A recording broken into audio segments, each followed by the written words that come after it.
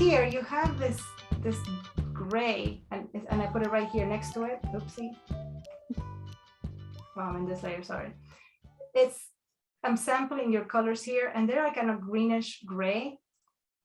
But if we just go a little bit green, it's still dark, but it just feels like it fits more with the environment. There's no reason to take away the color. We can still make it darker, but still have color in it. And it just seems more like it's a kid's book. So it just seems a little bit happier to go in there. Yeah. The contrast of the pants, he gets lost. And his arms, I don't know if he was supposed to have long arms like that. It just felt a little bit awkward, the anatomy. Mm-hmm.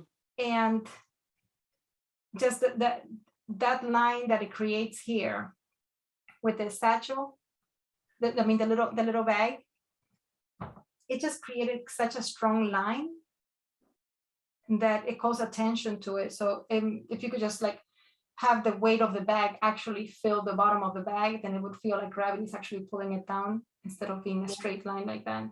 Mm-hmm.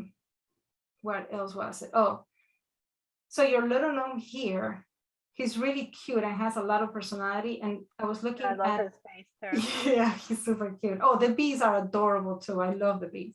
Yeah. Looking at him in the front, his nose drops below his what is this? His beard, Mustache. Like one big mustache. hairy It's all face. together. Yeah. Yeah.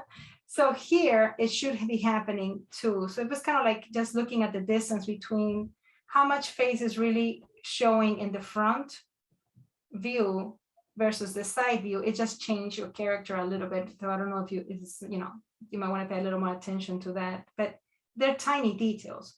So Yeah. I'm going to stop sharing, and then I'll come back to this, and then I'll let Sunny share her, and then there's a few more down there, so we'll switch back up.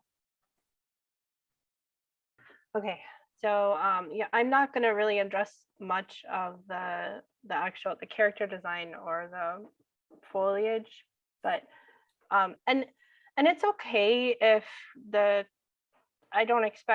I don't think they expect your text on a sample cover to be perfect, but just a few notes that would like maybe tweak it a little more to make it look a little stand out better. I love the texture you have in the letters, but when you make this small, if this was a thumbnail, you wouldn't be able to read the title. So whenever you put a title, it's better to have the text a little thicker, so that way if it's shrank, when it's smaller, you can read it.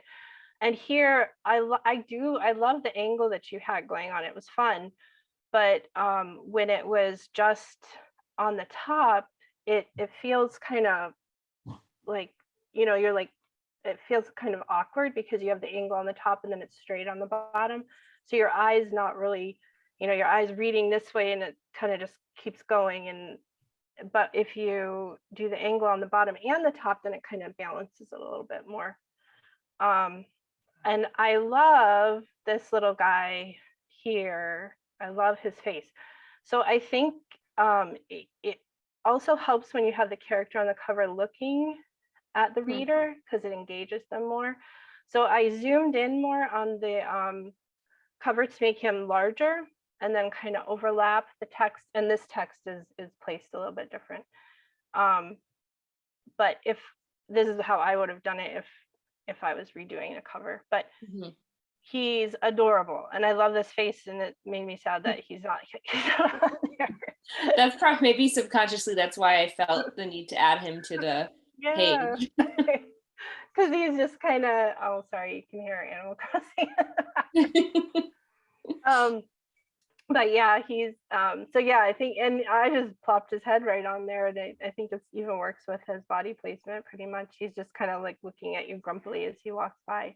And it's also fun to overlap.